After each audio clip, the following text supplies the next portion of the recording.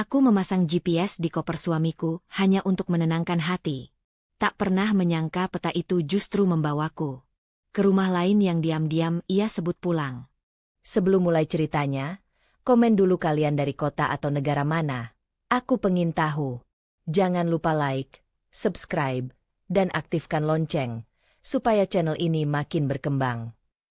Rina terbiasa bangun lebih pagi dari Sandi. Pagi itu pun sama.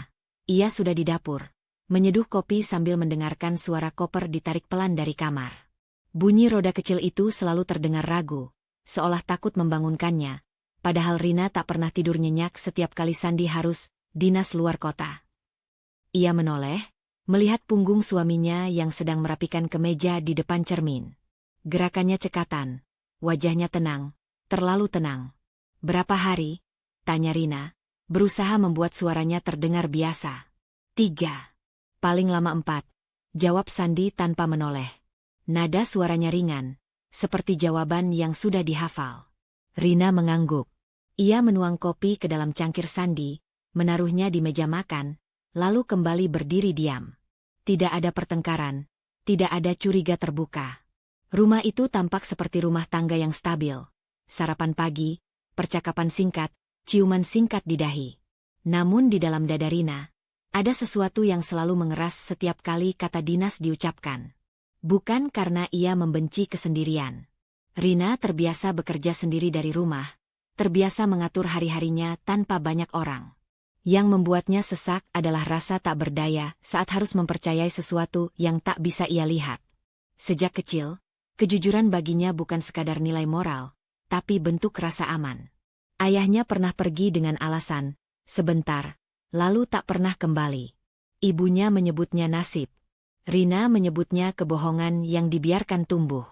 Sandi pamit, mengangkat koper, dan pergi. Pintu tertutup dengan bunyi klik yang rapi. Rina berdiri beberapa detik lebih lama dari biasanya, menatap pintu itu, lalu menarik napas panjang. Ia menegur dirinya sendiri dalam hati, tidak semua kepergian adalah pengkhianatan. Tidak semua orang pergi untuk meninggalkan.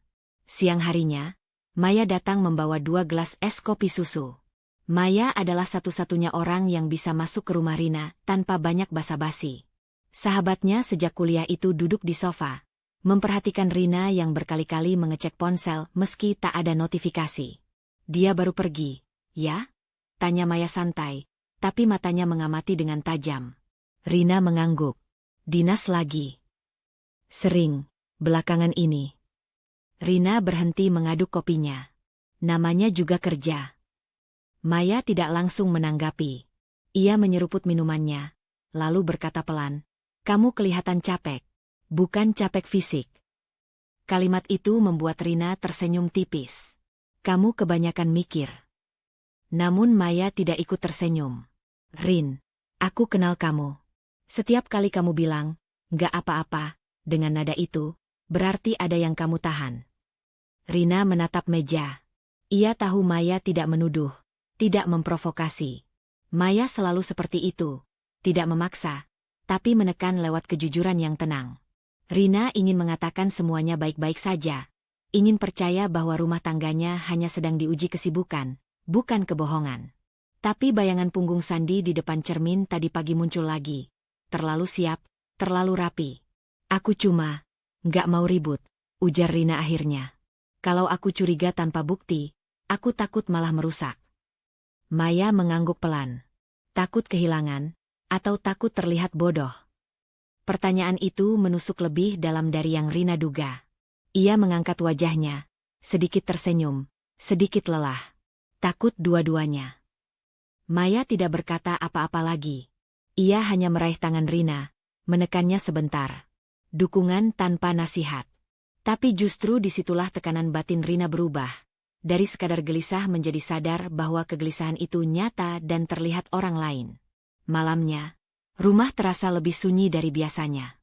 Rina duduk di tepi ranjang, menatap koper Sandi yang sudah tidak ada di sudut kamar. Ia membuka lemari, melihat pakaian suaminya tergantung rapi. Tidak ada yang hilang. Tidak ada tanda darurat. Namun perasaan hampa itu tetap ada, menekan dari dalam. Rina mengambil ponselnya, membuka aplikasi pesan, lalu menutupnya lagi. Ia ingin bertanya apakah Sandi sudah sampai, tapi ragu. Ia tidak ingin terlihat mengawasi. Tidak ingin mengulang pola ibunya yang selalu menunggu kabar dari seseorang yang akhirnya tidak pulang. Ia bangkit, berjalan ke ruang kerja kecilnya, lalu berhenti di depan laci. Di dalamnya ada beberapa barang lama, termasuk ponsel cadangan yang jarang dipakai. Rina menatapnya lama, jantungnya berdebar tanpa alasan yang jelas. Ia belum tahu untuk apa, belum berani memikirkan kemungkinan terburuk. Tapi untuk pertama kalinya, ia tidak sepenuhnya ingin menutup mata. Rina menutup laci itu kembali, tangannya sedikit gemetar. Ia belum melakukan apa-apa. Namun keputusan kecil telah lahir di dalam dirinya. Ia tidak ingin lagi hanya menunggu. Keputusan kecil itu tidak memberi Rina rasa lega. Justru sebaliknya, malam terasa lebih panjang sejak ia mengakui pada dirinya sendiri bahwa menunggu bukan lagi satu-satunya pilihan. Ia terbangun berkali-kali, menoleh ke sisi ranjang yang kosong, mendengarkan suara jarum jam yang berputar terlalu keras di telinganya. Ponsel Sandi tak kunjung berbunyi. Tidak ada pesan singkat, tidak ada kabar tiba. Rina mencoba menenangkan diri dengan logika. Proyek mendadak memang sering tak terduga, namun perasaan di dadanya menolak patuh. Pukul 11 lewat, suara kunci terdengar dari pintu depan. Rina yang semula terbaring langsung duduk. Sandi masuk dengan langkah cepat, bahunya sedikit turun seolah menahan lelah. Kemejanya kusut, dasinya sudah dilepas. Ia menutup pintu tanpa menyalakan lampu utama, lalu berhenti ketika melihat Rina duduk di ruang tengah. "Kamu belum tidur?"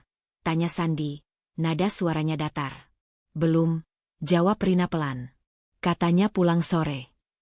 Sandi menghela napas, agak keras. "Proyeknya molor. Ada revisi mendadak. Aku sudah capek, Rin." Kata capek itu jatuh seperti tembok. Rina berdiri, berjalan mendekat beberapa langkah. "Aku cuma nanya. Dari tadi nggak ada kabar." Sandi menoleh tajam, bukan marah, tapi defensif. "Aku kerja, bukan main. Masa setiap jam harus laporan?" Kalimat itu membuat Rina terdiam. Ia tidak berniat menginterogasi, hanya ingin diingat. Tapi nada Sandi membuatnya merasa seperti orang yang menuntut berlebihan. Ia mundur satu langkah, menahan sesuatu yang ingin keluar dari dadanya. Bukan amarah, melainkan rasa malu karena telah bertanya. "Maaf," ucap Rina singkat. Sandi tidak menjawab. Ia langsung menuju kamar mandi, meninggalkan Rina berdiri sendirian di ruang tengah. Suara air mengalir menjadi batas yang tegas antara mereka. Rina duduk kembali di sofa, menunduk, bertanya-tanya sejak kapan pertanyaan sederhana bisa berubah menjadi kesalahan. Pagi berikutnya, Sandi sudah pergi sebelum Rina bangun. Di meja makan hanya ada gelas kopi kosong dan catatan singkat. "Aku berangkat dulu." Tulisan tangan itu rapi, tapi terasa dingin. Rina menatapnya lama, merasakan pergeseran kecil dalam dirinya. Ia tidak lagi hanya sedih, tapi mulai merasa tersingkir di rumahnya sendiri. Siangnya, Bu Nur datang membawa sayur sop dalam panci kecil. Ibunya itu jarang datang tanpa alasan. Rina tahu, ibunya peka pada perubahan yang tidak diucapkan. Mereka makan siang bersama dalam diam beberapa menit sebelum Bu Nur akhirnya berbicara. "Sandi sering pulang malam, ya?" tanyanya sambil menyendok kuah. Rina mengangguk. Kerjaannya lagi padat. Bu Nur tidak langsung menanggapi. Ia meniup sendoknya, lalu berkata pelan, seolah bicara pada dirinya sendiri. "Dulu ayahmu juga begitu. Selalu ada alasan kecil. Lama-lama, alasan itu jadi dinding." Rina berhenti makan. Ia menatap ibunya, merasakan perutnya mengeras. "Ibu jangan mulai." Bu Nur menghela napas, menurunkan sendoknya. "Ibu nggak menuduh. Ibu cuma ingatkan. Kebohongan besar jarang datang tiba-tiba. Biasanya dia masuk lewat kejujuran kecil yang dikompromikan." Kata-kata itu tidak meledak, tapi meresap. Rina tahu ibunya tidak sedang memindahkan trauma, melainkan berbagi pengalaman yang belum sepenuhnya sembuh. Namun justru karena itu, Rina merasa terjepit di antara dua ketakutan. Takut mencurigai tanpa dasar, dan takut mengulang luka yang sama. "Rina," lanjut Bu Nur lebih lembut, "harga diri perempuan itu bukan cuma soal diselingkuhi atau tidak. Tapi soal didengarkan. Kalau kamu mulai merasa nggak berhak bertanya di rumahmu sendiri, itu sudah tanda. Rina menunduk. Ia ingin menyangkal, mengatakan semuanya baik-baik saja. Tapi bayangan wajah Sandi semalam, nada defensifnya, dan catatan singkat di meja makan, berputar bersamaan. Ia menyadari sesuatu yang baru, bukan rasa cemburu yang muncul, melainkan rasa tidak dihargai. Setelah Bu Nur pulang, Rina duduk sendirian di ruang tamu. Ia membuka ponsel, melihat percakapan terakhir dengan Sandi, pesan singkat tentang jadwal dan belanja, tidak ada ruang untuk perasaan. Ia mengetik pesan, menghapusnya, lalu mengetik lagi. Kita perlu ngobrol. Kalimat itu terasa terlalu besar, terlalu cepat. Rina akhirnya menaruh ponsel itu terbalik di meja. Ia menarik napas dalam-dalam. Ia belum siap menuduh, belum siap menantang. Tapi untuk pertama kalinya, ia mengakui pada dirinya sendiri bahwa diam bukan lagi bentuk kesabaran, melainkan pengorbanan yang mulai melukai harga dirinya. Rina menjalani pagi itu dengan perasaan yang belum pernah ia beri nama sebelumnya. Bukan cemburu, bukan marah, melainkan kewaspadaan yang diam-diam tumbuh sejak ia mengakui bahwa harga dirinya mulai tergores. Ia bergerak lebih pelan dari biasanya, seolah setiap langkah perlu dipastikan aman. Saat menyapu ruang tamu, matanya beberapa kali melirik koper Sandi yang tergeletak di sudut kamar. Masih belum dirapikan sejak kepulangannya semalam. Benda itu kini terasa lebih berat, bukan oleh pakaian, tapi oleh kemungkinan. Telepon rumah berdering saat Rina sedang melipat pakaian. Nada dering itu jarang terdengar. Kebanyakan orang menghubungi lewat ponsel. Rina mengangkatnya dengan perasaan netral. Selamat pagi, ini rumah Pak Sandi. Suara laki-laki parubaya terdengar formal. Iya, dengan saya istrinya. Ada yang bisa saya bantu? Jawab Rina sopan. Oh, saya Herman, atasannya Sandi. Lanjut suara itu. Nada bicaranya ramah, tapi terburu-buru. Saya mau pastikan, Sandi berangkat besok sore, kan? Biar koordinasi dengan tim lapangan. Rina terdiam sepersekian detik. Besok sore, ulangnya, pelan tapi jelas. Setahu saya, dia berangkat pagi.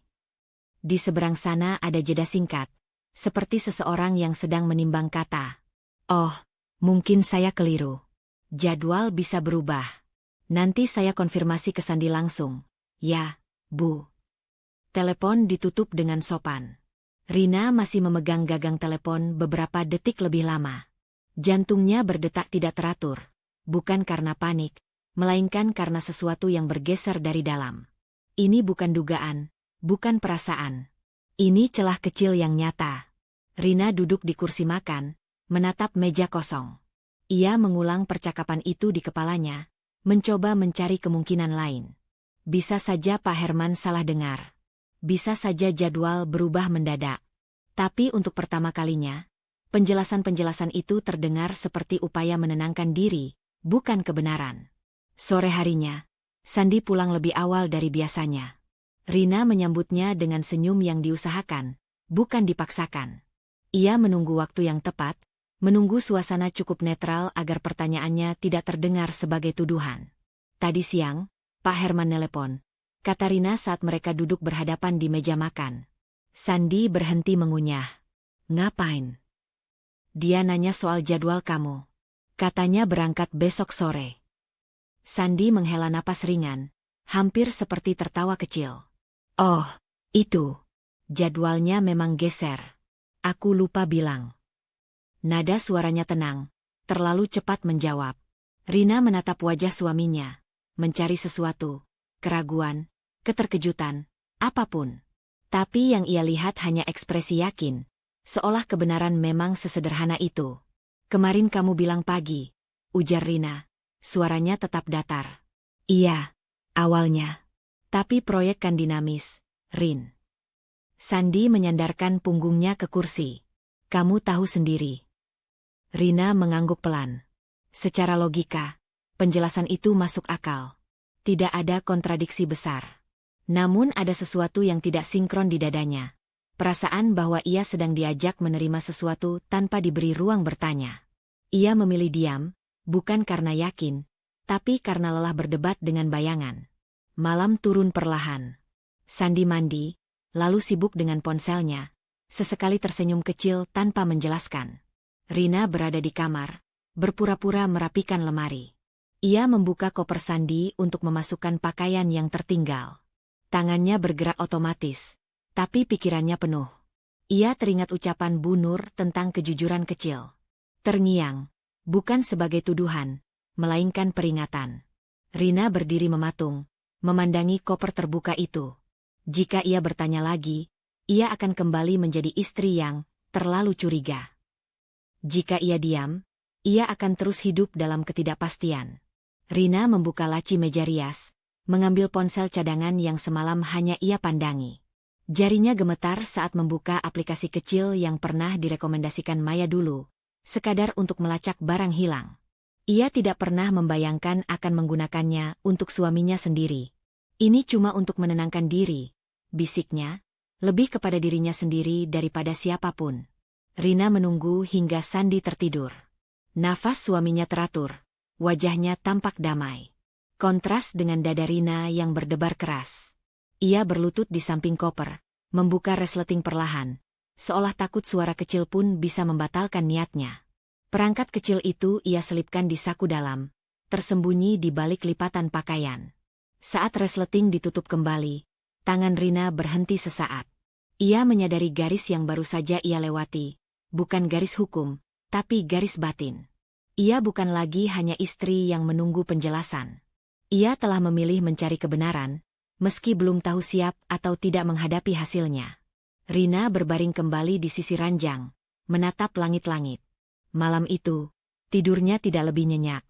Tapi untuk pertama kalinya, ia tidak sepenuhnya merasa buta. Rina bangun dengan rasa berat di dada, seperti baru saja melakukan sesuatu yang tak bisa ditarik kembali. Ingatannya langsung kembali pada malam sebelumnya.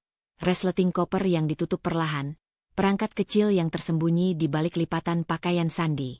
Ia memejamkan mata sejenak, berharap rasa bersalah itu reda.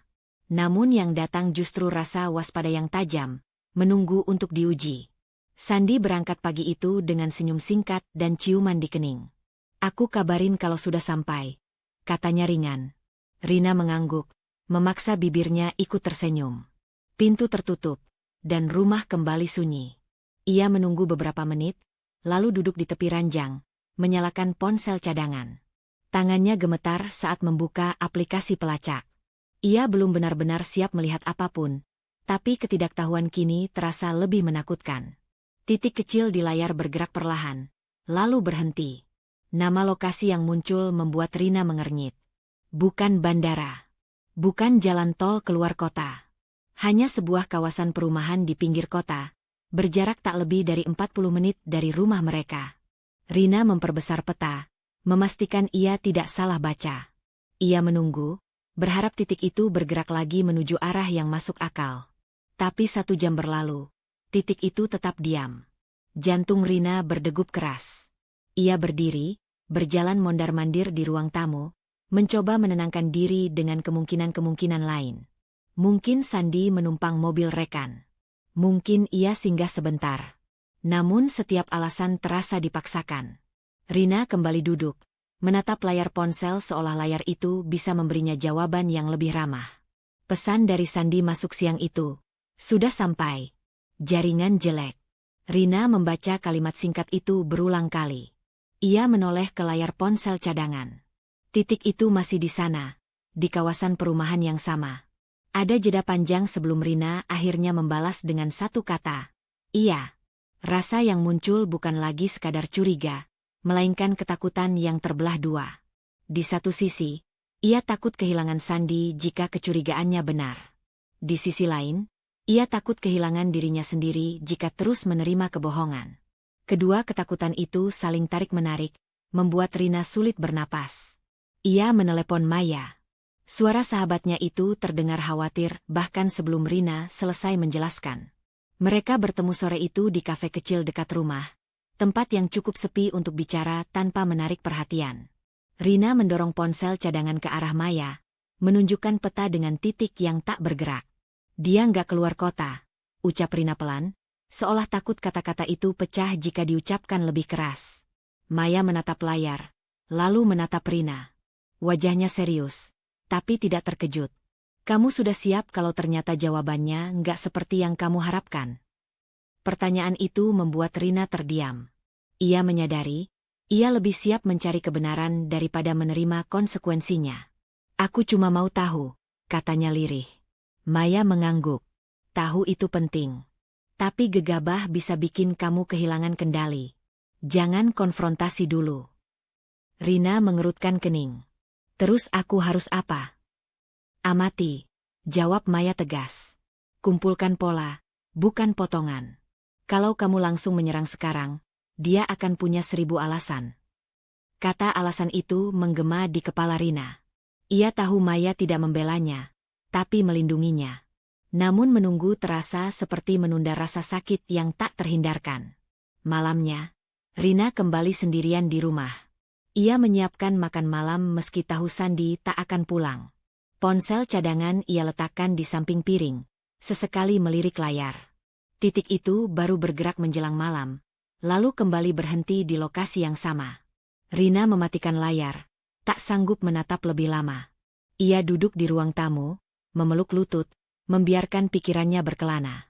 Ia membayangkan kemungkinan terburuk, lalu memaksakan diri membayangkan kemungkinan terbaik. Keduanya sama-sama menyakitkan. Rina menyadari, ia tidak lagi berada di posisi aman. Apapun yang ia pilih, menunggu atau bertindak, akan membawa risiko. Sebelum tidur, Rina mengambil ponsel utamanya, membuka percakapan dengan Sandi. Jarinya melayang di atas layar. Ia ingin menulis sesuatu yang lebih dari sekadar basa-basi, sesuatu yang bisa menguji kejujuran tanpa menuduh. Namun akhirnya ia hanya mengetik, hati-hati di jalan. Pesan itu terkirim. Rina mematikan lampu kamar, berbaring dalam gelap. Di dalam dirinya, keputusan kecil telah bergeser menjadi beban yang lebih besar. Ia memilih mengamati, seperti saran Maya, meski setiap detiknya terasa seperti berdiri di tepi jurang. Keputusan untuk mengamati seharusnya memberi Rina jarak aman. Nyatanya, jarak itu justru terasa menyesakkan. Sejak pagi, pikirannya terus kembali pada peta kecil di layar ponsel cadangan. Titik yang sama, kawasan yang sama. Hari itu, titik itu bergerak lebih lama sebelum berhenti. Rina menatapnya lama. Jantungnya berdegup lebih cepat dari biasanya. Ia tahu, jika ia hanya duduk diam, bayangan-bayangan di kepalanya akan lebih kejam daripada kenyataan apapun. Rina mengganti pakaian, mengambil kunci mobil, dan menutup pintu rumah dengan tangan gemetar. Ini bukan rencana matang. Ini dorongan yang lahir dari kelelahan batin. Ia mengikuti arahan peta, menyusuri jalan-jalan yang tidak asing namun tak pernah ia kunjungi dengan tujuan seperti ini. Setiap lampu merah terasa terlalu lama. Setiap belokan seperti keputusan yang tak bisa dibatalkan. Kawasan perumahan itu lebih tenang dari yang Rina bayangkan. Rumah-rumah berjejer rapi, pohon-pohon kecil ditanam di pinggir jalan, suasananya hangat, nyaris domestik. Rina memarkir mobil agak jauh, mematikan mesin, lalu duduk beberapa saat untuk menenangkan napas. Ia merasa seperti penyusup di kehidupan orang lain, padahal yang ia cari adalah potongan hidupnya sendiri. Tak lama kemudian, mobil Sandi masuk ke area itu. Rina menegakkan tubuh, dadanya mengeras. Ia melihat suaminya turun, mengenakan kemeja kasual yang jarang ia pakai untuk bekerja. Sandi berjalan ke sebuah rumah 1 lantai dengan pagar putih. Pintu terbuka dari dalam, dan seorang perempuan muncul. Perempuan itu, Lisa, tersenyum lebar. Senyum yang terbiasa menyambut. Rambutnya terikat sederhana, pakaiannya rumahan, tapi rapi. Sikapnya tidak canggung, tidak ragu.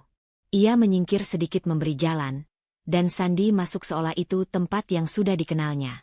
Rina menahan napas, merasa ada sesuatu yang runtuh perlahan di dalam dadanya.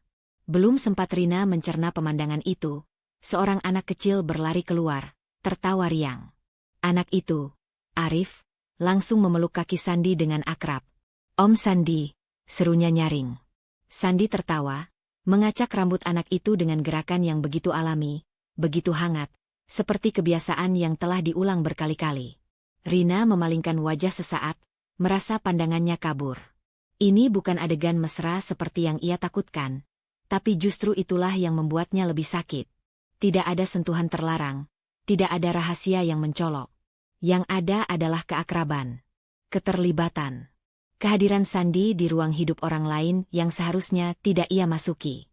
Lisa keluar lagi membawa minuman, menyerahkannya pada Sandi sambil berbicara pelan. Rina tidak bisa mendengar kata-kata mereka, tapi bahasa tubuh itu cukup jelas, nyaman, saling memahami.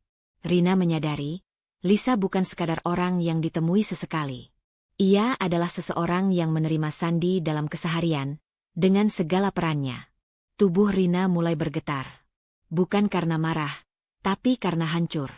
Ia merasa seperti berdiri di luar rumahnya sendiri, menonton seseorang menjalani versi lain dari kehidupan yang seharusnya ia miliki. Air mata mengalir tanpa ia sadari. Ia tidak mengusapnya. Ia tidak ingin terlihat kuat di hadapan dirinya sendiri. Rina menyalakan mesin mobil perlahan, takut suaranya menarik perhatian. Ia pergi tanpa menoleh lagi. Jalan pulang terasa lebih panjang, lebih sunyi. Setiap lampu jalan yang dilewati seperti menyorot ulang adegan tadi. Tawa Arif, senyum Lisa, tangan Sandi yang mengusap rambut anak itu. Di rumah, Rina masuk dan mengunci pintu.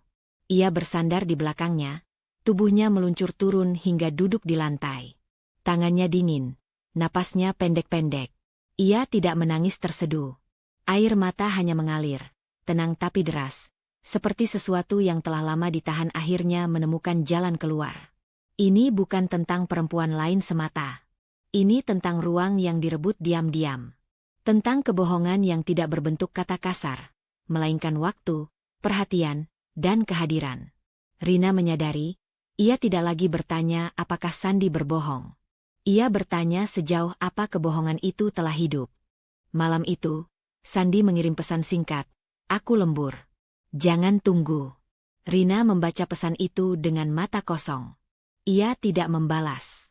Untuk pertama kalinya, ia memilih diam bukan karena takut bertanya, melainkan karena tidak yakin masih ingin mendengar jawabannya. Rina berbaring di ranjang tanpa mengganti pakaian. Tubuhnya masih gemetar, pikirannya kosong dan penuh sekaligus. Di dalam keheningan itu, sebuah keputusan kecil terbentuk. Ia tidak akan menghentikan pencarian ini. Bukan untuk menyerang, bukan untuk menghakimi. Tapi karena sekarang, yang dipertaruhkan bukan lagi pernikahannya, melainkan keberaniannya untuk tidak membohongi diri sendiri. Pagi datang tanpa sisa air mata, tapi bukan berarti luka Rina mengering. Ia bangun dengan mata sembab yang sudah ia latih untuk disamarkan.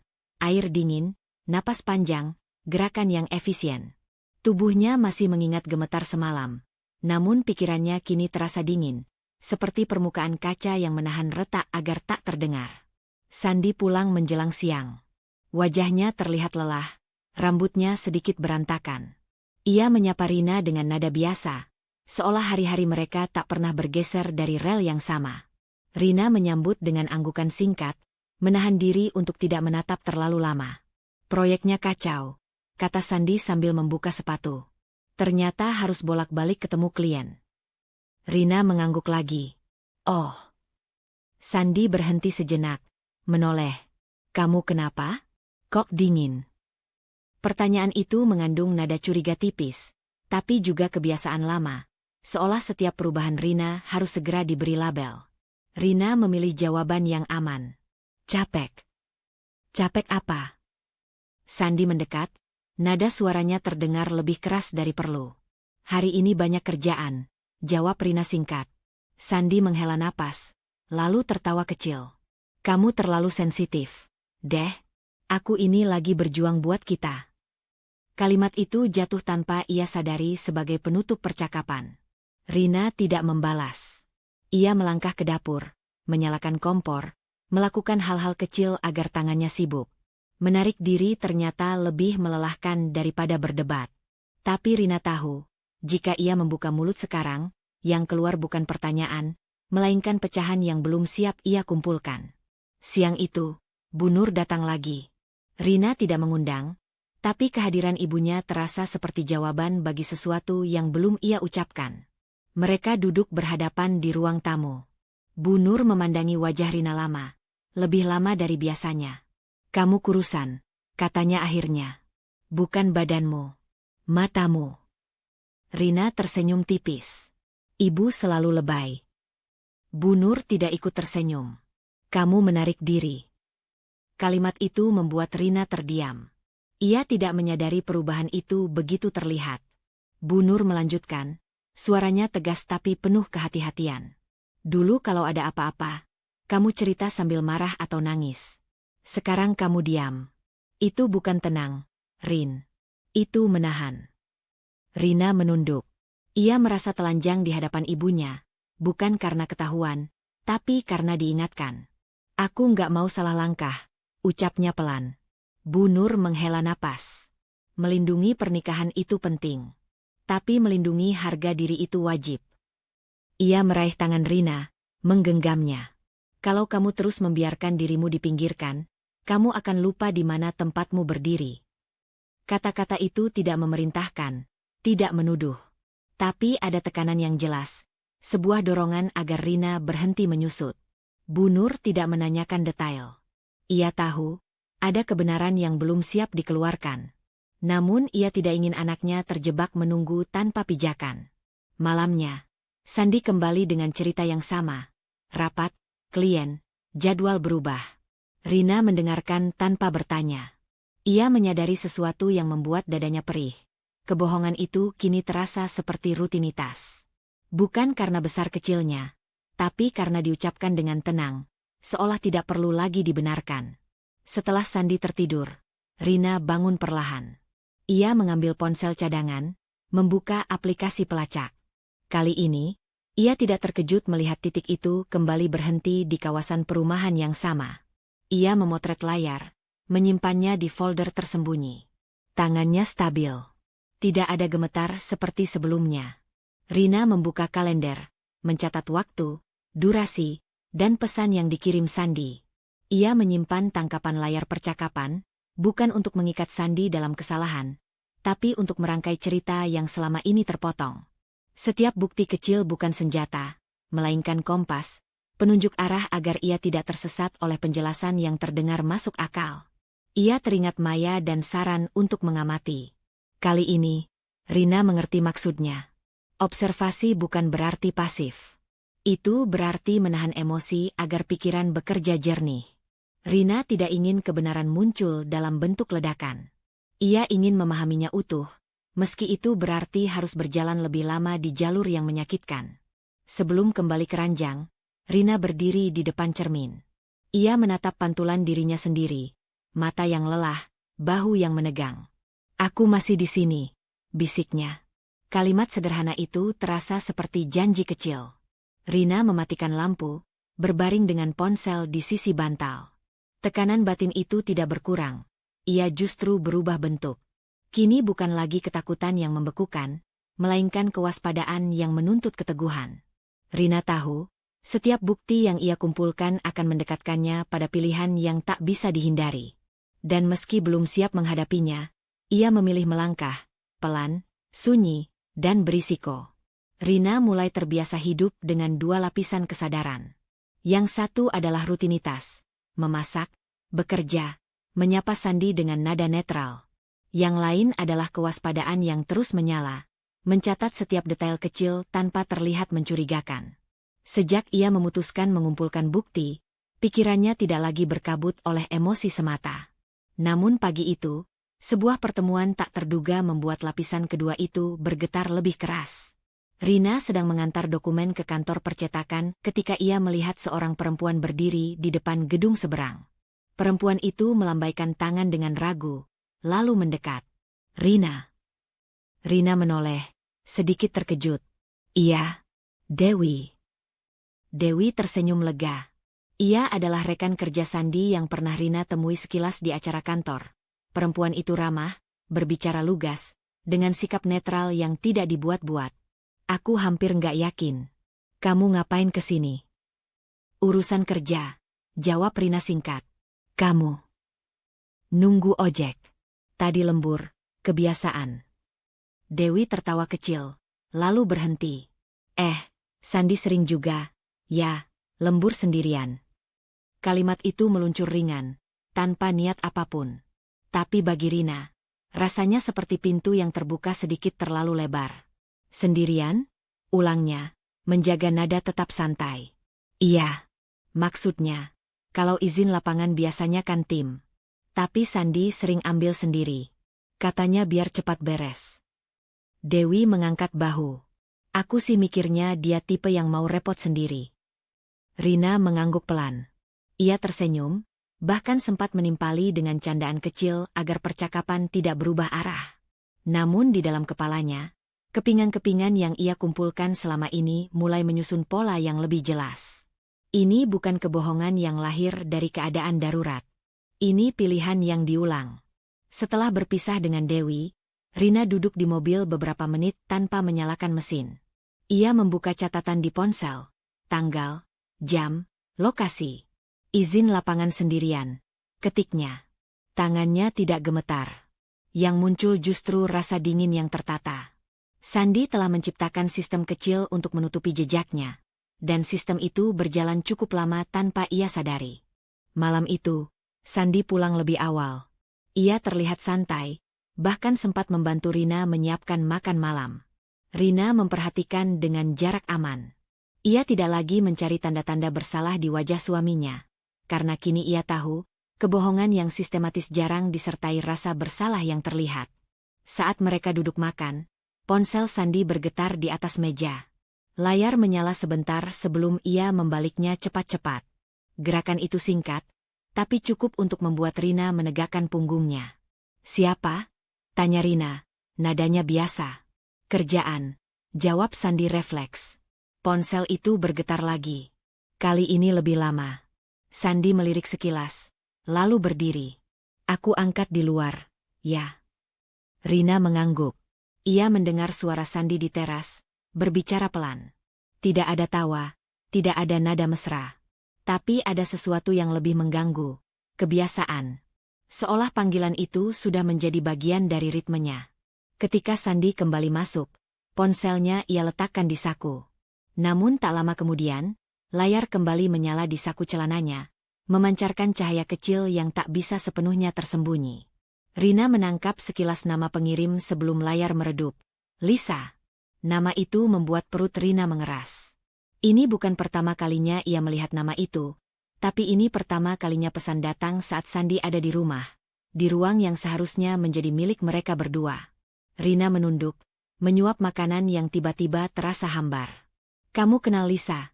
Tanya Rina kemudian, memilih nada yang paling netral. Sandi berhenti mengunyah. Lisa yang mana? Rina mengangkat bahu. Nggak tahu. Tadi ada notif. Oh, Sandi tertawa kecil. Itu klien lama. Cerewet. Jam segini masih nanya.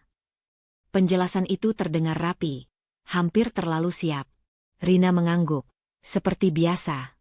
Tapi kali ini, kecemasannya berubah bentuk. Bukan lagi tentang lokasi atau jadwal, melainkan tentang ruang yang disusupi, waktu malam, waktu rumah, waktu ketika kebohongan seharusnya berhenti. Setelah Sandi tidur, Rina duduk di ruang tamu dengan lampu redup. Ia membuka ponsel cadangan, mengecek riwayat lokasi hari itu. Sama seperti sebelumnya. Kawasan perumahan. Waktu yang konsisten. Pola yang tak bisa lagi diabaikan. Ia menambahkan satu catatan lagi, pesan dari Lisa saat di rumah. Rina menyadari, ia telah melewati titik di mana ia bisa meyakinkan diri bahwa ini semua kebetulan. Kebohongan itu terlalu rapi untuk disebut spontan. Dan kesadaran itu membawa tekanan baru. Jika ia terus diam, ia akan menjadi bagian dari sistem itu. Rina menutup ponsel, menarik napas panjang. Ia belum siap konfrontasi. Tapi satu keputusan kecil terbentuk di kepalanya malam itu. Ia tidak akan lagi berpura-pura tidak melihat. Mulai sekarang, setiap pesan, setiap izin, setiap penjelasan akan ia catat. Bukan untuk menjatuhkan Sandi, melainkan untuk memastikan bahwa saat ia harus memilih, ia melakukannya dengan mata terbuka. Catatan-catatan di ponsel Rina kini membentuk barisan tanggal yang rapi. Polanya semakin jelas, dan justru karena itu dadanya terasa semakin berat. Ia tidak lagi berharap menemukan kesalahan yang bisa dibantah, ia hanya berharap kenyataan berhenti bertambah. Pagi itu, titik di layar bergerak lebih lama dari biasanya sebelum berhenti di lokasi yang sama. Rina menatap peta, lalu menatap jam. Sandi berangkat dengan alasan dinas singkat. Tidak ada koper. Tidak ada persiapan lama. Rina mengambil kunci mobil. Ia memarkir agak jauh seperti sebelumnya, memilih sudut jalan yang tertutup pohon ketapang. Dari sana, rumah itu terlihat jelas. Rumah Lisa. Pagar putih yang sama, halaman kecil yang bersih. Namun hari itu berbeda. Tidak ada tawa anak kecil. Tidak ada sapaan di teras. Yang ada adalah suara logam dan kayu, bunyi palu dipukul berulang. Rina melihat ke atas. Sandi berdiri di atap rumah itu, mengenakan kaos dan celana kerja. Tangannya cekatan, bergerak akrab dengan genting dan rangka kayu. Ia bukan tamu. Ia bukan orang yang sekadar mampir. Ia tahu persis bagian mana yang perlu dibenahi. Lisa berdiri di bawah, sesekali mengangkat wajah, menyerahkan paku, berbicara singkat. Gerak-gerik mereka efisien, selaras, seperti pasangan yang sudah memahami ritme satu sama lain. Rina merasakan tenggorokannya mengencang. Ini bukan lagi tentang kebohongan waktu atau lokasi. Ini tentang keterlibatan. Tentang tenaga, perhatian, dan tanggung jawab yang diberikan Sandi pada rumah orang lain. Hal-hal yang seharusnya menjadi milik keluarganya sendiri. Ia memalingkan wajah, menutup mata sejenak. Saat membukanya kembali, pemandangan itu masih ada. Nyata. Tidak berubah oleh keinginannya. Rina menyalakan mesin mobil dan pergi sebelum lututnya benar-benar lemas. Di perjalanan pulang, pikirannya kosong, tapi dadanya penuh. Ia teringat atap rumahnya sendiri yang pernah bocor tahun lalu. Sandi saat itu berjanji akan memperbaikinya akhir pekan depan. Akhir pekan itu tak pernah datang. Sesampainya di rumah, Rina duduk di ruang tamu tanpa menyalakan lampu. Sore merambat menjadi senja. Ponselnya bergetar. Pesan dari Sandi, masih di lapangan. Pulang agak malam. Rina membaca tanpa emosi. Ia tidak membalas. Ia tidak lagi mencari penjelasan. Ketukan pintu terdengar. Rina bangkit perlahan dan membuka pintu. Pak RT Budi berdiri di sana, membawa map tipis. Wajahnya ramah, tapi sorot matanya menyimpan kehati-hatian yang khas orang lingkungan. Sore, Bu Rina. Sapanya. Maaf ganggu. Ini soal data warga. Rina mempersilakan masuk. Mereka duduk sebentar, membahas hal-hal administratif yang tak penting bagi Rina saat itu. Namun sebelum berpamitan, Pak RT Budi tampak ragu sejenak, lalu berkata, "Oh iya, Bu, suaminya rajin, ya." Rina menoleh. Maksudnya? Sering kelihatan di kawasan perumahan sebelah, lanjut Pak RT Budi, seolah memastikan ucapannya tidak terdengar menuduh. Hampir tiap hari. Saya kira pindah proyek ke sana. Kata-kata itu jatuh pelan, tapi menghantam tepat di tengah kesadaran Rina. Hampir tiap hari. Ulangnya. Iya.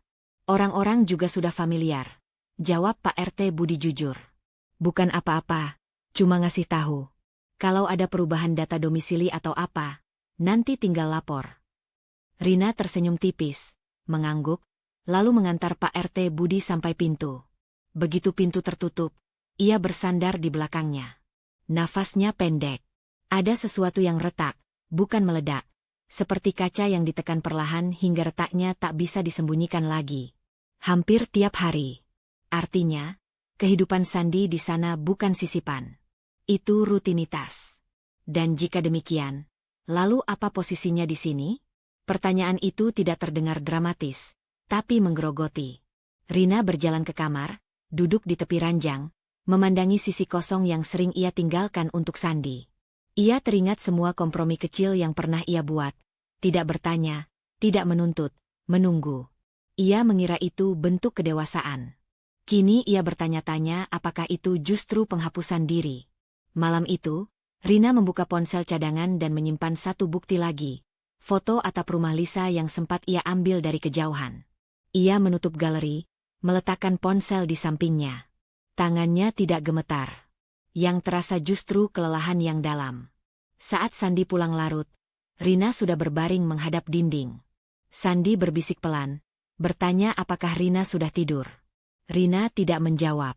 Bukan karena ingin menghukum, Tapi karena tidak tahu lagi bagaimana bersikap sebagai istri ketika perannya sendiri mulai kabur. Dalam gelap, Rina membuka mata. Tekanan batin itu kini berubah menjadi pertanyaan yang tak bisa ia tunda lebih lama.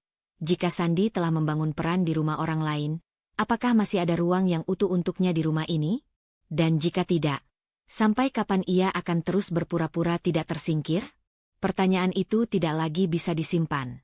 Setelah malam-malam panjang yang diisi keheningan dan catatan sunyi, Rina tahu satu-satunya cara bertahan adalah berbicara, bukan dengan amarah, tapi dengan kehati-hatian. Ia memilih pagi Minggu, saat rumah tidak dikejar jam kerja dan Sandi terlihat lebih santai. Rina menyiapkan sarapan seperti biasa, menyusun piring rapi, menunggu momen ketika suasana cukup netral untuk membuka percakapan tanpa memicu pertahanan. "Sandi," ucap Rina pelan ketika mereka duduk berhadapan. "Aku mau tanya sesuatu." Sandi mengangkat wajah, mengunyah pelan. "Kenapa? Kamu sering ke kawasan perumahan sebelah, ya?" Rina menatap piringnya, bukan wajah Sandi. Ia sengaja memilih nada datar, seolah bertanya tentang rute jalan, bukan kehidupan lain. Sandi berhenti makan. "Siapa bilang?" "Beberapa orang lihat," jawab Rina jujur, tanpa menyebut siapa. "Aku juga lihat." Ada jeda. Sandi tersenyum kecil, bukan hangat, tapi defensif. "Oh itu, kamu maksud rumah klien lama?" Rina mengangguk. "Iya." "Rin, kamu tahu kan aku sering bantu orang? Apalagi kalau masih ada urusan teknis. Masa itu dipermasalahkan?" Rina mengangkat wajahnya. "Bukan soal bantu, tapi hampir tiap hari." Sandi tertawa pendek. "Hampir tiap hari menurut siapa? Menurut kamu yang sekarang gampang curiga." Kalimat itu menusuk lebih dalam dari yang Rina duga. Ia menahan napas, berusaha tidak terpancing. "Aku cuma butuh kejelasan." "Kejelasan apa?" Sandi meletakkan sendoknya. Nada suaranya meninggi sedikit, cukup untuk mengubah arah percakapan. "Kamu berubah, Rin. Dingin. Sedikit-sedikit curiga. Aku pulang capek, bukannya disambut, malah diinterogasi." Rina membuka mulut, lalu menutupnya kembali. Ia merasakan pergeseran, pembicaraan yang semula ia kendalikan kini berbalik menyorot dirinya. "Aku nggak berniat menginterogasi." "Tapi kamu melakukannya," potong Sandi cepat. "Kamu lihat aku ngobrol sama orang, langsung mikir macam-macam. Kamu sadar nggak? Sikap kamu bikin aku males cerita." Kata males itu membuat Rina menunduk. Ia teringat semua malam ia menunggu, semua pesan singkat yang ia jawab dengan sabar. Ia ingin berkata bahwa dinginnya bukan tanpa sebab. Tapi saat itu, Sandi sudah melangkah lebih jauh. "Kamu terlalu curiga," lanjutnya. "Dan kamu jadi dingin. Rumah ini jadi nggak nyaman. Aku kerja buat kita, Rin. Tapi kamu bikin aku merasa selalu salah." Rina merasakan dadanya mengencang. Ada bagian dari dirinya yang ingin membela diri, menyebut bukti, menyebut pola. Tapi bagian lain, yang lebih lelah, mulai bertanya-tanya apakah ia memang telah berubah terlalu jauh. Ia membenci perasaan itu. Rasa bersalah yang muncul bukan karena kesalahan yang ia lakukan, melainkan karena reaksi atas perlakuan yang ia terima. "Aku cuma pengen jujur," ucap Rina lirih. "Jujur atau curiga?" Sandi menatapnya tajam. Bedanya tipis. Percakapan itu berakhir tanpa penyelesaian. Sandi berdiri, mengambil ponselnya, lalu keluar rumah dengan alasan ingin menenangkan diri. Pintu tertutup lebih keras dari biasanya. Rina duduk sendirian di meja makan, memandangi sarapan yang tak tersentuh. Siang itu, rasa bersalah menempel di Rina seperti kabut. Ia membersihkan rumah lebih lama dari perlu, mengulang gerakan yang sama, seolah kebersihan bisa meredakan konflik. Ia mengingat nada suaranya sendiri. Apakah terlalu dingin? Apakah ia salah memilih kata? Pertanyaan-pertanyaan itu berputar, menggerogoti keyakinannya yang sudah rapuh. Rina membuka ponsel cadangan, melihat catatan-catatan yang ia kumpulkan. Tanggal, lokasi, pesan. Semua itu nyata. Tapi rasa bersalah membuatnya meragukan interpretasinya sendiri. Ia menyadari betapa mudahnya kebohongan bekerja bukan dengan menyangkal fakta, melainkan dengan mengaburkan perasaan korban. Malamnya, Sandi pulang seperti biasa, bersikap seolah tidak ada yang terjadi. Rina menanggapi dengan sikap yang sama. Di antara mereka ada jarak yang tak diucapkan, tapi terasa. Saat ponsel Sandi bergetar, Rina refleks menoleh, lalu cepat-cepat memalingkan wajah. Ia tidak ingin dianggap mengawasi. Sebelum tidur, Rina duduk di tepi ranjang, memeluk lutut. Ia merasa bersalah karena bertanya, bersalah karena diam, bersalah karena merasa sakit. Ia mulai menyadari pola yang lebih berbahaya dari kebohongan itu sendiri. Ia perlahan diyakinkan bahwa reaksinya lah masalahnya.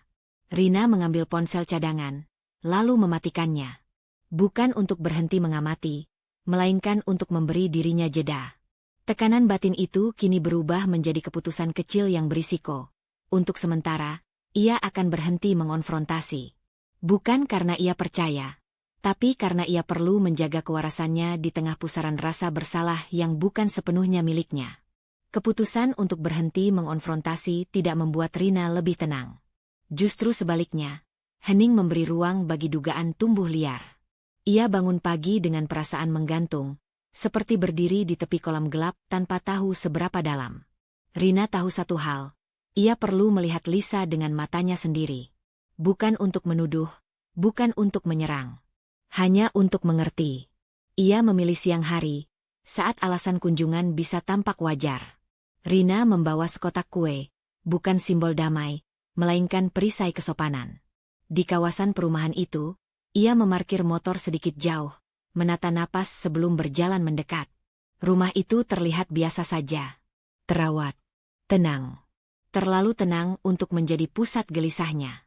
Lisa membuka pintu dengan senyum cepat yang tampak tulus di permukaan. Rambutnya rapi, kaos sederhana, celana rumah. Tidak ada kesan dramatis yang Rina bayangkan. Justru itu yang membuat dadanya semakin berat. "Maaf, saya Rina," ucapnya, memilih memperkenalkan diri tanpa embel-embel. "Istri Sandi." Wajah Lisa berubah sekilas, hanya sekejap, seperti layar yang tersentuh angin. Lalu kembali ke senyum semula. "Oh, silakan masuk," katanya lembut. "Sandi pernah cerita." Kalimat itu jatuh seperti kerikil kecil, menimbulkan riak yang tak terlihat. Rina masuk, duduk di kursi tamu. Ia mengamati detail. Foto seorang anak di dinding, mainan kecil di sudut ruangan, gelas-gelas yang tersusun rapi. Kehidupan yang berjalan. Bukan sekadar persinggahan. "Ada perlu apa?" tanya Lisa sambil menuang air. Rina meletakkan kotak kue di meja. "Saya cuma ingin mengenal. Saya dengar Sandi sering membantu di sini." Lisa tertawa kecil. "Iya, saya janda. Banyak hal yang saya nggak bisa urus sendiri. Atap bocor, listrik, hal-hal teknis. Sandi baik sekali." Kata baik itu diucapkan dengan nada yang ambigu, bukan memamerkan, bukan merendahkan. Rina menangkapnya sebagai kebiasaan. Seolah kebaikan itu telah menjadi rutinitas, bukan kejutan. "Sering ya?" Rina bertanya, suaranya dijaga tetap datar. "Kadang," jawab Lisa cepat. Lalu menambahkan, "kalau memang perlu. Saya nggak enak juga sering minta." Rina mengangguk. Ia memperhatikan cara Lisa menghindari tatapannya, lalu kembali menatap dengan senyum yang terlalu terlatih. Tidak ada kebohongan telanjang, tapi ada celah-celah kecil di antara kata. Ketika Rina menyebut bahwa Sandi kerap pulang larut karena dinas, Lisa mengangguk terlalu cepat. "Oh, iya. Dia sibuk," katanya. "Saya selalu bilang ke dia, jangan sampai istrinya salah paham." Kalimat itu terdengar seperti pembelaan, bukan untuk Rina, melainkan untuk perannya sendiri. Rina merasakan sesuatu yang lebih halus dari perselingkuhan. Ketergantungan. Bukan hanya soal bantuan fisik, melainkan kehadiran yang konsisten. Sandi tidak sekadar singgah, ia menjadi poros. "Anak ibu lucu," kata Rina, menunjuk foto. "Arif," jawab Lisa, senyumnya melunak sungguhan kali ini. Dia senang kalau ada yang bantu-bantu di rumah. "Sandi. Om Sandi juga baik ke dia." "Om Sandi." Rina menelan ludah. Ia membayangkan suara kecil yang memanggil, keakraban yang tumbuh tanpa disadari.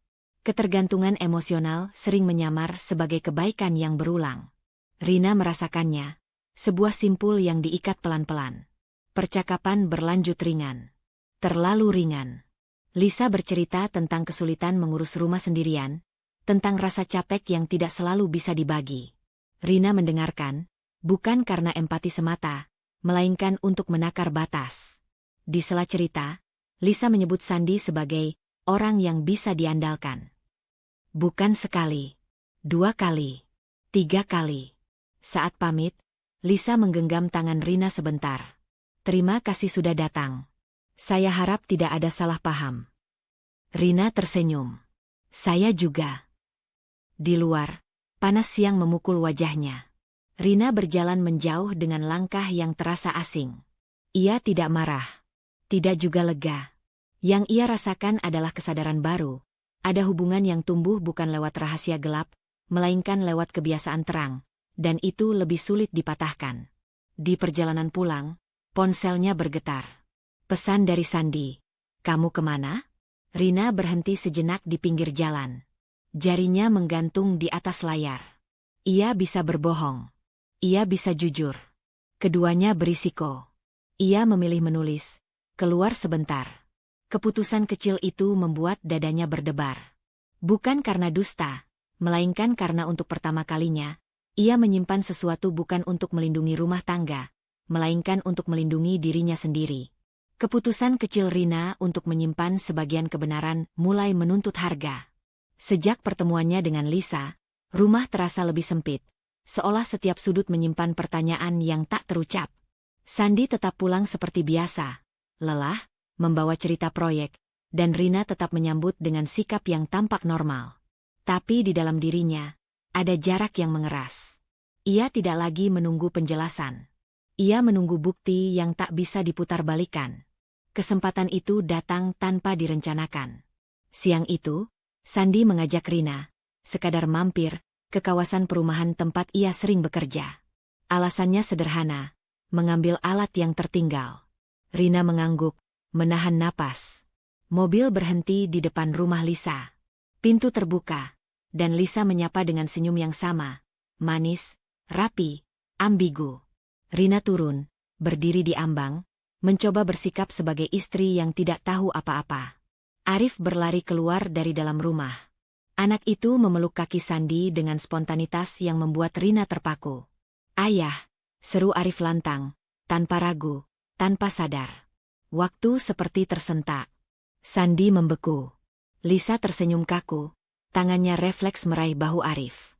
Arif, jangan begitu, katanya cepat. Suaranya terlalu tinggi.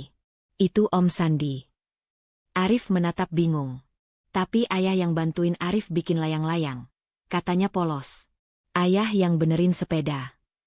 Rina merasakan sesuatu runtuh di dadanya. Bukan amarah, melainkan kesadaran yang pahit dan terang. Ia menatap Sandy. Wajah suaminya pucat. Matanya berkelit. Tidak ada lagi ruang untuk dalih kecil. Ambil saja alatnya, kata Rina pelan. Suaranya stabil, hampir asing bagi dirinya sendiri. Di perjalanan pulang, mobil sunyi. Sandy menggenggam setir terlalu kuat. Rina menatap jalan, membiarkan keheningan menekan. Ia tahu jika ia berbicara sekarang, suaranya akan retak. Ia memilih menunggu sampai rumah. Begitu pintu tertutup, Sandy menarik napas panjang. Rin, katanya, itu cuma salah panggil. Anak kecil. Rina menoleh. Anak kecil tidak memanggil tanpa kebiasaan, jawabnya. Itu tidak terjadi sekali. Sandy mengusap wajah. Oke. Aku sering ke rumah Lisa. Akunya akhirnya. Aku bantu-bantu. Dia butuh.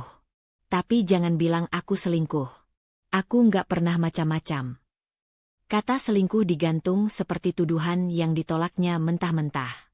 Rina duduk perlahan. Ia tidak merasa menang. Ia merasa kosong. Jadi kamu menghabiskan waktumu di sana, kata Rina, memilih kata dengan hati-hati. Menjadi tempat bergantung. Menjadi sosok yang dipanggil ayah. Itu berlebihan, Sandy membantah cepat. Aku cuma bantu. Kamu tahu aku orangnya nggak enakan. Masa aku tinggalin janda sama anak kecil? Rina mengangguk pelan. Aku tidak menuduhmu tidur dengan siapapun, katanya. Aku bicara tentang kehadiran. Tentang perhatian. Tentang peran yang kamu ambil, yang seharusnya tidak kamu ambil. Sandi terdiam. Ia tampak kesal, bukan menyesal. Kamu terlalu membesar-besarkan, katanya akhirnya. Kamu dingin akhir-akhir ini. Aku butuh merasa dibutuhkan. Kalimat itu menusuk. Rina merasakan rasa bersalah yang familiar. Rasa bersalah yang bukan sepenuhnya miliknya, tapi selama ini ia pikul. Ia menarik napas, merasakan denyut di pelipisnya. Dibutuhkan oleh siapa? Tanyanya pelan. Sandi tidak menjawab. Keheningan kembali turun. Kali ini lebih berat. Rina berdiri, berjalan ke kamar. Ia menutup pintu tanpa membanting. Di depan cermin, ia menatap dirinya sendiri. Mata yang lelah, rahang yang menegang. Di titik itu, Rina menyadari sesuatu yang selama ini ia hindari. Pengkhianatan tidak selalu berwujud sentuhan terlarang.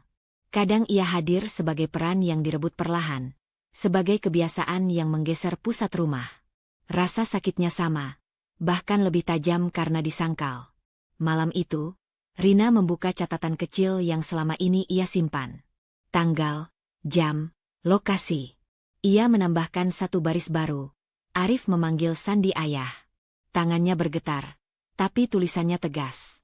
Ia belum memutuskan apa-apa. Namun untuk pertama kalinya, ia berhenti mempertanyakan perasaannya sendiri. Dan di ujung halaman, ia menulis satu kalimat pendek, bukan ancaman, bukan tuntutan, melainkan pengingat. Ini bukan sekadar bantuan. Menutup buku itu, Rina tahu tekanan batinnya telah berubah bentuk. Bukan lagi takut kehilangan, melainkan takut kehilangan dirinya sendiri jika ia terus membiarkan batas dilanggar. Catatan kecil itu kini terasa lebih berat setiap kali Rina menyentuhnya. Bukan karena isinya bertambah, melainkan karena setiap baris menuntut konsekuensi. Setelah pengakuan setengah hati Sandi dan pembelaannya yang tak kunjung runtuh, Rina hidup dalam jeda, antara bertahan dan melepaskan. Ia tetap menjalani hari, memasak, menyapu, menjawab pesan seperlunya. Namun di balik rutinitas itu, ia menunggu satu hal, kebenaran berdiri tanpa ia dorong. Kebenaran itu datang dari arah yang tidak ia kendalikan. Sore itu, Sandi pulang lebih cepat dari biasanya. Wajahnya tegang, rahangnya mengeras. Ia meletakkan tas kerja dengan kasar, lalu berdiri lama di ruang tamu seolah rumah itu mendadak asing. Rina menatapnya dari dapur, membaca bahasa tubuh yang selama ini ia hafal. "Ada apa?" tanya Rina, suaranya netral. Sandi menghembuskan napas. "Pak Herman manggil aku ke kantor," katanya singkat. Nama itu membuat Rina menegakkan punggung. Pak Herman, atasan Sandi, orang yang beberapa kali menelpon rumah dan tanpa sengaja membuka celah kebohongan. Rina tidak bertanya lebih jauh. Ia menunggu. Dia tanya soal laporan dinas. Lanjut Sandi, berjalan mondar-mandir. Ada ketidaksesuaian. Katanya jadwal lapangan aku nggak sinkron sama catatan proyek. Rina merasakan denyut kecil di dadanya. Bukan senang, bukan lega. Hanya kepastian yang akhirnya menemukan suaranya. "Terus." Rina mendorong pelan. Sandi mengusap tengkuk. "Aku jelasin. Ada perubahan mendadak.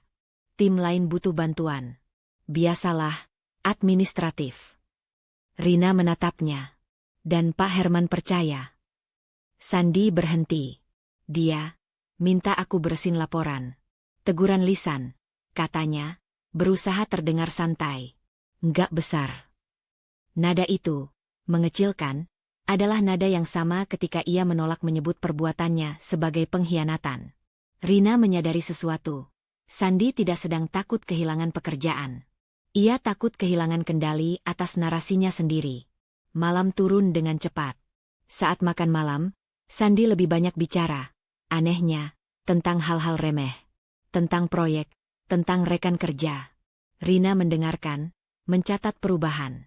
Ia melihat bagaimana kebohongan yang disusun rapi mulai rapuh, tapi ego Sandi menahannya agar tidak runtuh. Ponsel Sandi bergetar. Ia menoleh sekilas, lalu membalik layar. Gerakan kecil, Tapi bagi Rina, itu sudah cukup. Ia tidak bertanya. Ia bangkit, mengambil piring, menuju dapur. Di sana, Rina duduk sendirian. Ia membuka catatan kecilnya, menambahkan satu baris baru. Pak Herman, laporan dinas bermasalah. Tangannya tidak lagi gemetar. Keputusan bukan lagi soal bukti. Bukti telah berdiri sendiri. Keputusan kini soal dirinya. Keesokan harinya, Rina menemui Bu Nur. Tetangganya itu menyambut dengan tatapan yang langsung menangkap kegamangan. Tanpa banyak basa-basi, Bu Nur menuangkan teh dan duduk di hadapan Rina. "Wajahmu capek," kata Bu Nur, bukan bertanya. Rina mengangguk. "Saya sedang menimbang," jawabnya pelan. Bu Nur menatapnya lama. "Menimbang itu perlu. Tapi jangan terlalu lama. Harga diri bukan benda yang bisa disimpan di rak, Rin. Kalau terlalu lama dibiarkan, bisa rusak." Kata-kata itu tidak menggurui. Ia datang sebagai cermin. Rina pulang dengan langkah yang lebih pasti, meski dadanya terasa sesak. Di rumah, Sandi sedang menelepon. Suaranya meninggi, nada defensif yang Rina kenal. Ia menyebut kesalahpahaman, niat baik, dibesar-besarkan. Ketika menutup telepon dan menyadari Rina berdiri di ambang pintu, Sandi terdiam. "Kamu dengar?" tanyanya. "Cukup," jawab Rina. Mereka duduk berhadapan. Rina tidak mengangkat suara.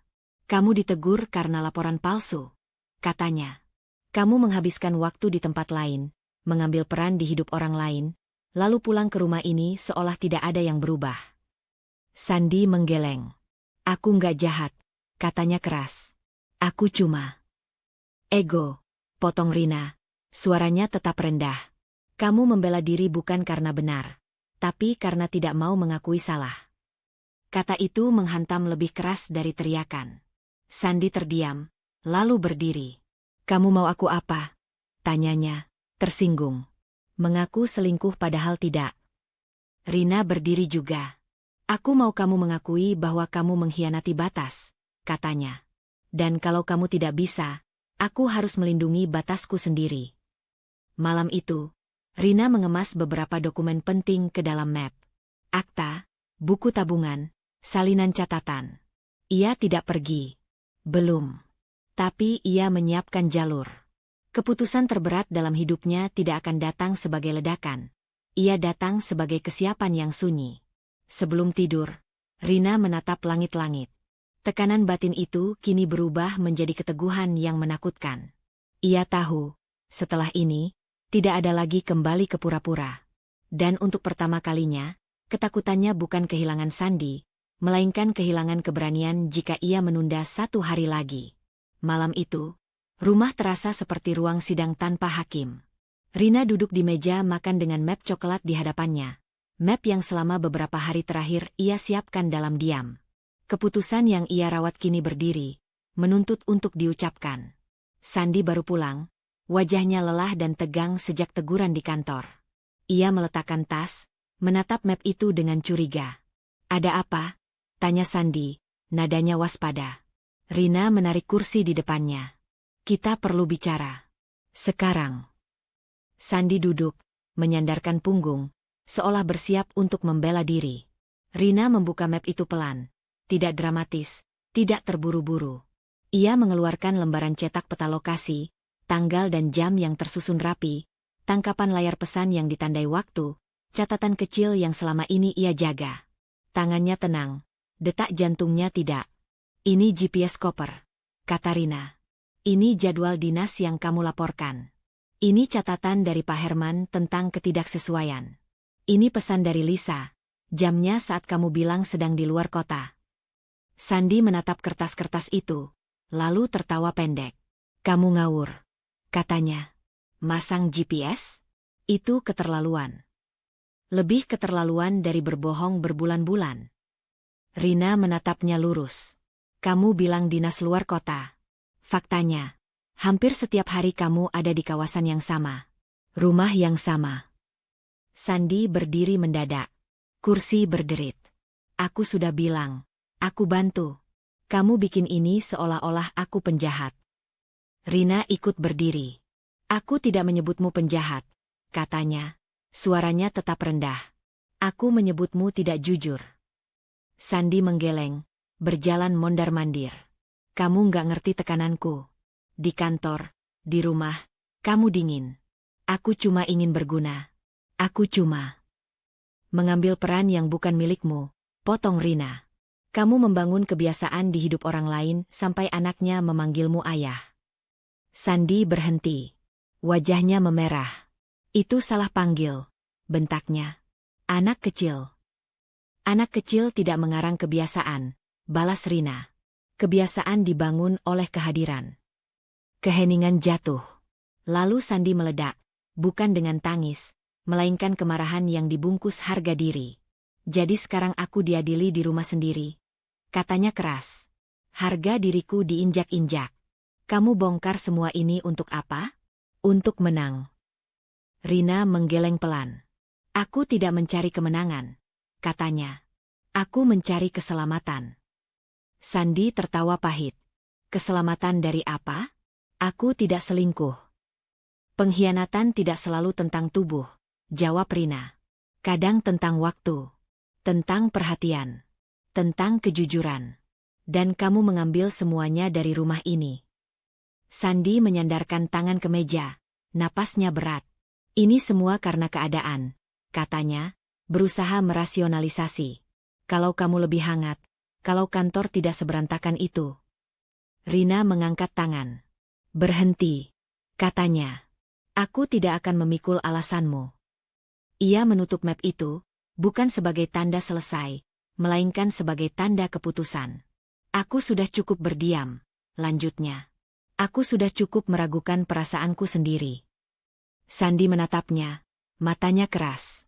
Kamu mau apa? Rina menarik napas panjang. Kata-kata itu terasa tajam di lidah, tapi juga membebaskan. Aku memilih berpisah, katanya. Aku memilih menceraikanmu. Kata itu jatuh, berat, tak bisa ditarik. Sandi terdiam beberapa detik, lalu tertawa. Kali ini kosong. Kamu serius? Tanyanya. Gara-gara ini. Bukan gara-gara satu hal, jawab Rina. Gara-gara pola. Gara-gara kebohongan yang kamu rawat. Gara-gara aku mengecil untuk menampung egomu. Sandi menggeleng cepat. Kamu hancurkan rumah tangga ini, katanya, menuding. Kamu akan menyesal. Rina merasakan nyeri singkat, bukan karena ancaman, melainkan karena ia tahu tuduhan itu akan tinggal lama. Mungkin, katanya jujur. Tapi aku akan menyesal lebih besar jika aku tinggal. Ia berjalan ke kamar, mengambil tas kecil yang telah ia siapkan. Tidak banyak, dokumen, pakaian seperlunya. Sandi mengikutinya, kata-kata berhamburan, pembelaan, kemarahan, permohonan setengah hati. Rina tidak menanggapi. Setiap langkahnya adalah pengukuhan. Di ambang pintu, Rina berhenti. Ia menoleh. Aku tidak mengusirmu malam ini, katanya. Aku hanya mengambil jarak. Besok kita bicarakan dengan kepala dingin. Sandi berdiri kaku. Kemana kamu pergi? Ke tempat yang aman, jawab Rina. Untukku. Ia melangkah keluar. Malam menyambut dengan udara dingin yang terasa jujur. Tekanan batin itu kini berubah menjadi rasa takut yang berbeda. Takut akan langkah berikutnya, takut akan reaksi dunia. Namun di balik itu, ada sesuatu yang lama hilang. Kelegaan tipis karena akhirnya memilih diri sendiri. Saat motor menyala, Rina tahu keputusan ini berisiko. Tapi untuk pertama kalinya, risiko itu terasa lebih ringan daripada tinggal dalam kebohongan. Pagi datang dengan udara yang kaku. Rina kembali ke rumah sebelum matahari sepenuhnya naik, ditemani tekad yang semalam terasa rapuh namun kini mengeras. Ia tidak tidur nyenyak, tapi pikirannya jernih. Keputusan telah dibuat, hari ini ia harus menegakkannya. Rumah itu, yang selama berbulan-bulan menjadi panggung kebohongan, harus kembali memiliki batas. Sandi sudah ada di ruang tamu ketika Rina masuk. Matanya cekung, bajunya kusut. Ia tampak seperti seseorang yang menunggu vonis. Rina meletakkan tasnya, berdiri dengan jarak yang disengaja.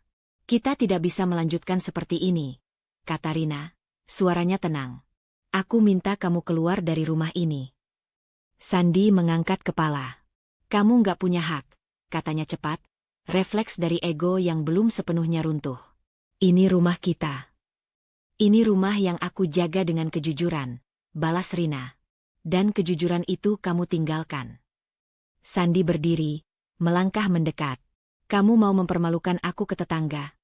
Katanya, nadanya menantang. Rina menatapnya tanpa gentar. Aku tidak berniat mempermalukan siapapun, katanya. Aku berniat melindungi diriku. Ketukan di pintu memotong udara. Pak RT Budi berdiri di ambang. Wajahnya serius namun netral, sikap seorang saksi, bukan hakim.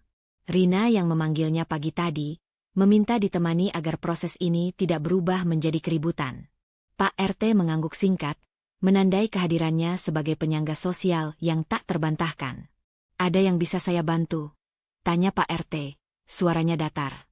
Rina menjelaskan singkat, tanpa detail berlebihan, tanpa drama. Sandi menyela, berusaha membingkai keadaan sebagai kesalahpahaman. Pak RT mendengarkan, lalu menoleh ke Sandi. Mas Sandi, katanya, kalau istri minta pisah rumah dan ada saksi, kita ikuti prosedur baik-baik. Biar tidak jadi masalah lingkungan. Kata lingkungan menekan Sandi lebih dari argumen Rina. Ini bukan lagi pertengkaran privat. Ini realitas yang disaksikan. Sandi menghela napas keras. Matanya menyapu ruangan. Sofa, rak buku, foto pernikahan di dinding. Rumah itu tiba-tiba terasa jauh. Ia berjalan ke kamar, mengemas barang seadanya. Rina berdiri di depan pintu, menjaga jarak. Setiap langkah Sandi menggeser sesuatu di dalam dirinya. Dari marah ke cemas, dari cemas ke kosong. Pak RT menunggu di ruang tamu. Kehadirannya membuat waktu bergerak lambat tapi pasti. Ponsel Rina bergetar. Nama Lisa muncul di layar. Rina menatapnya sejenak, lalu mematikan notifikasi. Ia membuka pengaturan, menutup akses, blokir. Bukan karena benci, melainkan karena batas. Tak lama kemudian, pesan lain masuk dari nomor tak dikenal. Rina mengabaikannya, lalu mematikan ponsel. Sandi keluar membawa tas. Ia berhenti di depan Rina. Kamu akan menyesal, katanya lirih, bukan ancaman, lebih seperti sisa-sisa pertahanan. Mungkin, jawab Rina. Tapi aku tidak akan menyesal pada diriku sendiri. Pak RT mengangguk, mencatat jam dan kesepakatan singkat. Kalau ada keperluan administrasi lanjutan, saya siap membantu, katanya kepada Rina. Sandi melangkah keluar. Di teras, ia berhenti, menatap halaman yang biasa ia lewati tanpa pikir. Kali ini, langkahnya ragu. Tidak ada kunci di sakunya. Tidak ada pintu yang bisa ia buka kembali. Beberapa jam kemudian, kabar menyebar dengan cara yang wajar, bukan gosip, melainkan pengamatan. Tetangga melihat Sandi pergi dengan tas. Pak RT menjadi saksi yang tenang, memastikan tidak ada keributan. Rumah Rina kembali sunyi, namun sunyi yang berbeda. Tidak mengancam, melainkan bersih. Sandi duduk di bangku taman kecil di ujung jalan. Ia membuka ponsel, menelepon Lisa. Nada sambung berhenti, tak terjawab. Ia mengirim pesan. Tidak dibaca. Ia menyadari sesuatu yang selama ini ia sangkal. Rumah bukan sekadar tempat singgah, ia adalah kepercayaan. Dan kepercayaan tidak bisa dibela dengan alasan. Egonya runtuh pelan-pelan, bukan dengan tangis, melainkan dengan kehilangan berlapis. Rumah, rutinitas, narasi diri sebagai orang baik. Yang tersisa hanyalah sunyi yang tidak bisa diputar-balikan. Di rumah, Rina membereskan satu persatu barang yang tertinggal. Ia menurunkan foto pernikahan dari dinding, menyimpannya ke dalam kotak. Tangannya sempat berhenti, nyeri kecil menyengat, lalu ia melanjutkan. Ia menyeduh teh, duduk di ruang tamu yang kini terasa lapang. Ponselnya menyala. Panggilan tak dikenal lagi. Rina menatap layar, lalu menekan tolak. Keputusan kecil, tapi tegas. Ia tahu akan ada hari-hari berat setelah ini. Urusan hukum, tatapan orang, sepi yang menguji. Namun hari ini, ia menutup satu pintu dengan benar. Menjelang senja, Rina berdiri di ambang jendela. Tekanan batin itu berubah menjadi keteguhan yang rapuh namun nyata. Ia belum bebas dari luka, tapi ia telah menghentikan perdarahan. Dan di antara cahaya yang meredup, Rina menyiapkan diri untuk langkah berikutnya, yang tak kalah berisiko, namun perlu, menghadapi hidup tanpa kebohongan, sepenuhnya. Rumah itu akhirnya benar-benar sunyi. Bukan sunyi yang menekan seperti malam ketika Sandi pergi, melainkan sunyi yang jujur, tanpa rahasia, tanpa langkah yang disembunyikan. Rina merasakan dampak dari hari sebelumnya masih menggantung di udara, seperti debu halus yang perlahan turun ke lantai. Ia bangun pagi dengan tubuh lelah, namun pikirannya tenang. Tidak ada pesan yang harus ia tunggu. Tidak ada alasan yang perlu ia telan. Hari-hari berikutnya berjalan sederhana. Rina membersihkan rumah tanpa tergesa, menata ulang lemari, memindahkan barang-barang yang dulu ia simpan demi menghindari pertengkaran. Setiap benda yang berpindah tempat mengubah sesuatu di dalam dirinya. Sebuah penegasan kecil bahwa ruang ini kini miliknya sepenuhnya. Ia menemukan kembali kebiasaan lama, menyeduh kopi sambil membuka jendela, menulis di buku catatan tanpa menyensor perasaan, berjalan pagi tanpa rasa was-was. Maya datang suatu sore, membawa buah dan keheningan yang hangat. Mereka duduk di teras, tidak banyak bicara. Maya tidak menghibur berlebihan. Ia menatap Rina dengan mata yang memahami. "Kamu kelihatan lebih tenang," kata Maya akhirnya. Rina tersenyum tipis. "Bukan karena semuanya selesai," jawabnya, "tapi karena aku berhenti melawan kenyataan." Maya mengangguk. "Itu yang paling sulit." Rina tahu benar. Selama ini, luka lamanya tentang kebohongan membuatnya memilih percaya dengan mengorbankan diri. Kini, ia belajar bahwa percaya tidak berarti membiarkan batas dilanggar. Percakapan itu tidak panjang, namun meninggalkan bekas yang menenangkan, sebuah validasi tanpa drama. Di hari lain, Bu Nur menyapa dari pagar. "Kalau butuh apa-apa, bilang," ucapnya singkat, tidak mencampuri, tidak menghakimi. Rina berterima kasih.